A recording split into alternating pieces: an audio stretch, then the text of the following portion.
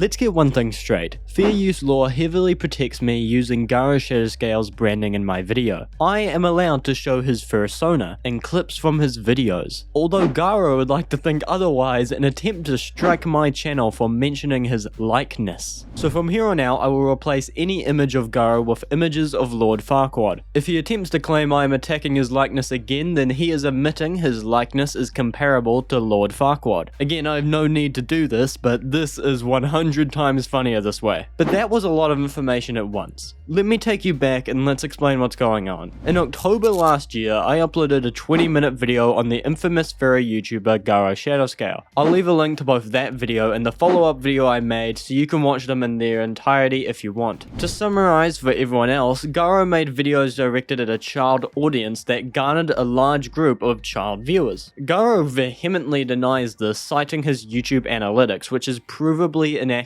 Then Garo would set in place rules and regulations that promoted harassment. What I mean by this is Garo would have rules in his Discord server prohibiting anyone to speak on a topic that wasn't about him, to send a friend request to anyone from his server, or even play video games with each other in your own time, or allow any YouTubers or anyone with a social media presence of their own to join. Essentially equivalent to a cult, a furry cult. If you want to join a good Discord cult, not run by a manipulative dictator, make sure to join my server, link in description. It's great, the people are amazing, and you're able to advertise your own channel or other media in there. Unlike a Garo's, which you're not even able to mention anyone else who makes content. Before you think Garo wouldn't enforce these rules, he does. Very strongly, in fact. Existing screenshots show Garo freaking out, sending multi-paragraph long messages when people befriend others in his server, or even celebrate their birthday a little too much. Pathetic. All this does is create a culture that worships you to an unhealthy extent, which becomes exploitative when we look at the large prices upwards of $500 per month for virtual hugs in VR chat and little to much else. All of which and more I went over in the previous videos. However, it seems that Garo didn't appreciate my critiques in them. He would swiftly block me on Twitter, how sad. But more importantly, I received a collection of emails showing Garo attempted to copyright claim the video and get a strike placed on my channel. His poor yet fragile ego has been hurt, and this is one of the funniest things that I have ever read. What happened recently is YouTube reached out to me notifying me that they had received a copyright infringement notification. They state that they believe my content is protected by fair use, fair dealing, or a similar exemption to the copyright rule. Ergo, my video is fine and nothing will be happening to it. But the fun part is YouTube gave me the entire email exchange between Garo's attorney and YouTube. I shit you not, their reasoning for copyright infringement is hilariously ridiculous to the point it feels unbelievable. Let's begin.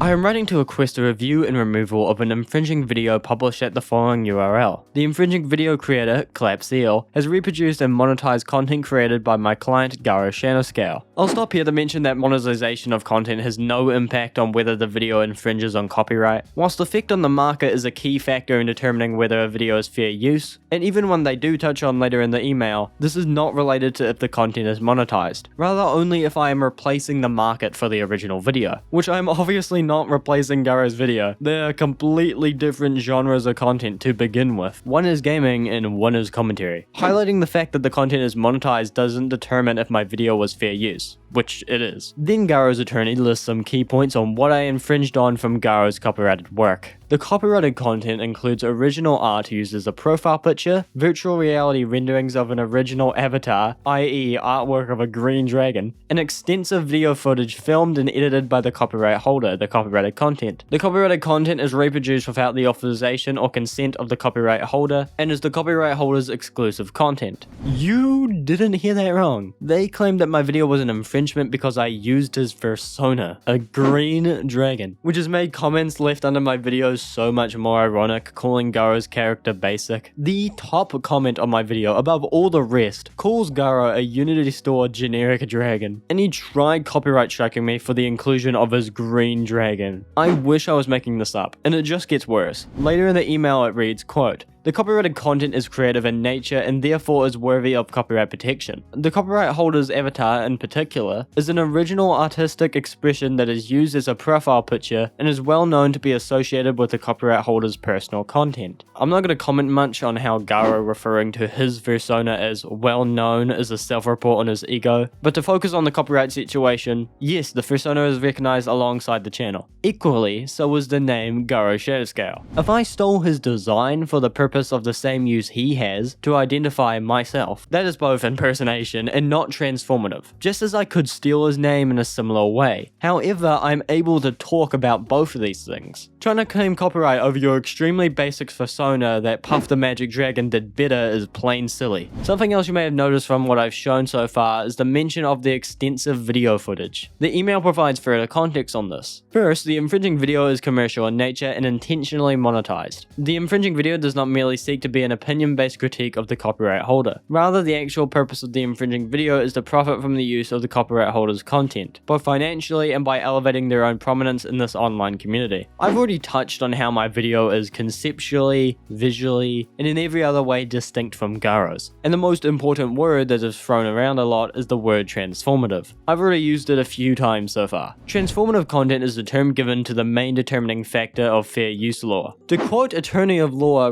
Stim, a fair use is any copying of copyrighted material done for a limited and transformative purpose, such as to comment upon, criticize, or parody a copyrighted work. Such uses can be done without permission from the copyright owner. A video made on your videos and on your behavior, using portions of your original material in an effort to comment on and critique such is fair use. Due to this, I am of no legal obligation to ask permission of you, the original copyright owner of your green dragon persona. All this unnecessary wording in the email about how your persona is representation of your image and likeness, that it's your artistic expression, has no relevance to any copyright law. In fact, one of the most common uses and highly protected examples of fair use is parodying or critique of the original work, which you even state I have done in your initial email. Quote, "The infringing video features a substantial portion of the copyrighted content for nearly the entire duration of the infringing video, which is over 20 minutes long. My client's copyrighted footage is playing in the background. The copyrighted avatar also appears throughout the infringing video, both within the background footage and is a separate image that is used 9 different times to identify my client in connection with multiple disparaging comments." The operative phrase being multiple disparaging comments, which is another way of saying I negatively critiqued your character, i.e. transformative content. You don't have to agree with these critiques. Hell, they may not even make any sense. But regardless, fair use gives me a large amount of leeway in this field. The email ends off with the note, "We respectfully request that the infringing video be removed and a strike applied to the creator per YouTube's policy. Should you have any questions or concerns about this request, please do not hesitate to contact me directly." Straight from the horse's mouth. This was an attempt to strike my channel. For those that don't know, a strike is separate from a claim. A claim may affect if the video is blocked in certain areas and distribute future monetization on the given video towards who filed the claim. A strike, however, is more serious. A strike would remove my video from the platform and have a permanent mark on my channel, restricting what I am able to do on the platform. If I gather 3 strikes, the channel is wiped off the platform. It's scary stuff. However, now is where YouTube intervenes. The YouTube copyrighted team replies to Garo's attorney's request, requiring more information on what infringement took place. Essentially a polite way of saying the information provided in the initial email was not grounds enough to administer a strike. Garo's attorney then responds, "Good afternoon, thank you for your response. We are happy to provide additional information as requested. The copyrighted content in question is an artistic rendering of a green/teal dragon. The copyrighted content also includes original video recordings created by my client that depict my client playing virtual games, which run through the duration of the infringing video." Again, this is the same thing that we have already gone over. It seems as though the attorney is grasping at straws to please their client, when the only additional information they provide is that the dragon is now green/teal rather than just green, and provide providing timestamps of when his video can be seen in my video, and reiterating the note that the video must be taken down and a strike applied to my channel. YouTube then replies with the most brutal thing I've ever witnessed them do in regards to copyright.